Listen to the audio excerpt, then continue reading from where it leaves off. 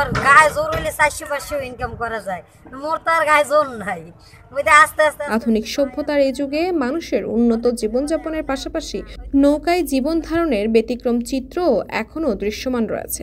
টাকার অভাবে সংসার সংগ্রামে নদী ও খালের বিভিন্ন স্থানে ভাসমান নৌকায় কাটাচ্ছে তাদের জীবন। কোনো জমি ভিটামাটি না থাকায় এইসব পরিবারগুলো যুগ যুগ ধরেই নৌকায় বসবাস করে আসছেন। ঈদের আনন্দ উৎসবের কোনো রকম ছোঁয়াই পড়ে না এইসব পরিবারের মধ্যে।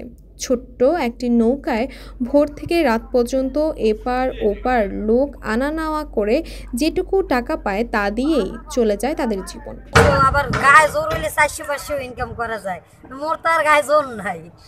আস্তে আস্তে আস্তে আস্তে ভাই আস্তে আস্তে লোক ওঠে, অর্ধেক লোকে বলে আমার নাই উঠবে না, ওই দুই একজন যা পাই, মানে সবার চেয়ে কামাই করলো ছেলে মেয়ে সংসার নিয়ে খাইয়ে কোনো রকম বাঁচছে। আনন্দহীন সময় কাটিয়ে দেন তারা। বরিশালে পোর্ট রোড রসুলপুর খালে ছোট্ট একটি নৌকা দিয়ে এপার ওপার করতে দেখা যায় এই দুই নারীকে। আমি একা ছোটবেলা থেকে এই নৌকা চালাই, আমার নানি আমারে পাইলে বড় করছে নৌকা। আমাদের থাকার পেশাই নৌকায় আসলো, আনছে না ঘরে থাকে, কিন্তু আগে তো নৌকায় থাকছি, নৌকায় চালাইছি, নৌকায় খাইছি, নৌকায় ঘুমাইছি। শিক্ষা, চিকিৎসা, বাসস্থান সহ কোনো মৌলিক চাহিদাই যেন ঠিকমতো জুটছে না এদের সন্তানদের ভাগ্যে। তাসপিয়া তাবাসসুম, এই সময়ে।